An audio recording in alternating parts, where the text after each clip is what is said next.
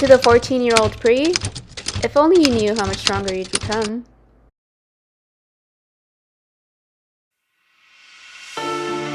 When I was 14, I didn't think there was supposed to be a today. With being bullied a lot in high school, it led to another episode of depression, and it came a point where I was suicidal. The word hope? Well, it's the word I carved onto my wrist because people told me to leave this world. No one liked me. I no longer wanted to live.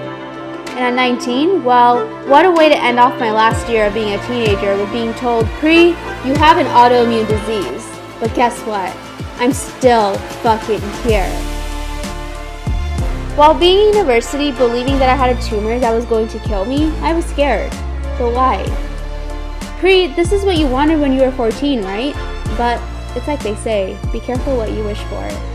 Because now that I had a life that I actually wanted to live, I just felt like it was going to be taken away from me. But this time, there was nothing I could do about it. Or at least I thought.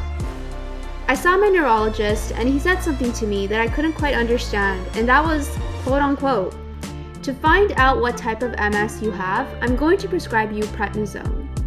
Prednisone is a steroid, and I'm going to give you 100 pills to take in the span of 5 days. And then I'll see you again in a few months, and we'll see how this goes, because if you just happen to have progressive MS, I honestly don't know what to give you.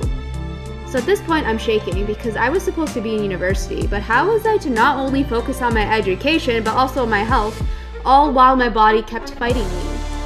So, I decided to tough it out and stay in university without taking some time off of school for myself. And by doing so, I wasn't the student who was stressed out over the exams nor essays. Rather, I was the one stressing out over the fact that I didn't know how to walk to any one of my classes. So there I was, crawling and sitting on the sidewalks because I just didn't know who to ask for help. So it came a point where I needed a reminder to just breathe. And what better way than to get a tattoo spelling it out for me shortly after my diagnosis, right? So at this point, not only was I struggling physically, but I was struggling mentally too, and there was no one to talk about it with. I had my MS diagnosis in 2017, and my very first video I posted on my multiple sclerosis journey was posted in 2018. While I so badly wanted to post this video the same year I was diagnosed, the people around me told me it was a stupid idea. Like, think about it. No one was really talking about disabilities so openly while sharing their journey on social media. But there I was, posting my very first video that was 30 minutes long, talking about my journey prior to my diagnosis. When the video went up, the amount of backlash I got from friends and family wasn't what I wanted. Filming that video was my cry for help, but no one understood at the time. I still remember when after posting the video, I was messaged privately while I was told to delete the video because it was so stupid and that I was going to be an expense to my future managers once they see the video. To some degree, I understood, but I also didn't. This was my story that was just about to begin, and while I just needed someone there with me, no one was. So while being told to delete the video, I never did. I stood my ground, and when I thought that that video would only get about 16 views, well, it now has 16K. That was the video that made me realize that my struggles had purpose all along. That voice I just never had in high school, well, it just needed to be heard because there's a way to say things, and I seem to be good at that. In fact, I was making even more videos after the first, which I was not expecting to do, but while having others make me feel like I was so useless and broken, I just wanted to remind myself that I wasn't. So I kept doing what I do best, says now my best friend. I have friends, I have a lot of them, because I spoke up, but whoever knew that my struggles would have had purpose all along. As I was continuing to make videos on YouTube, it came a point where I realized that the multiple sclerosis community was just one of the many with disabilities. So I decided to talk about one of the things I was also struggling with, and that was incontinence. Now, when I spoke of incontinence, I noticed my views would go higher, and I never quite understood how there were quite a few people who also had incontinence too. But while trying to reach out to that one incontinent community, I also reached out to another not knowing, and that was the ABDL community. It took me a minute to understand this community because I wasn't very educated on it at first, until I started doing more research on them and I thought, damn, they're brilliant. Like, how is it that that one thing I was so depressed and insecure about, being my incontinence, is something that the ABDL community loves? like purposely soiling diapers and loving them are a thing, is what I thought.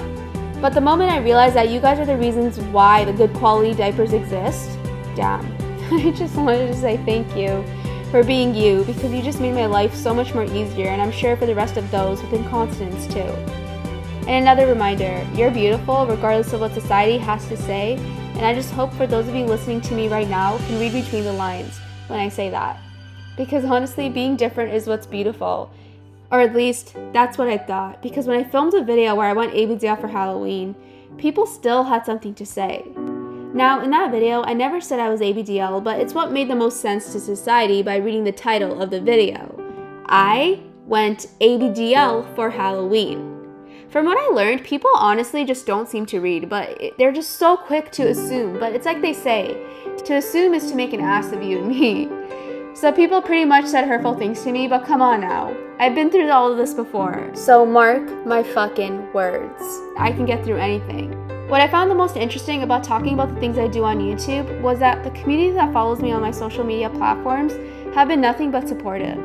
You guys were the only reason why I was able to push through for the past 6.5 years, and I just wanted to thank you for that, because it really does mean the world to me. And then the more I thought about it, I had to get done what I do the best, where when I feel passionate or when a life-changing thing happens, I need a tattoo of it. Now, I know this was well overdue, but I needed the bumblebee because to me it screams Bumble Pree.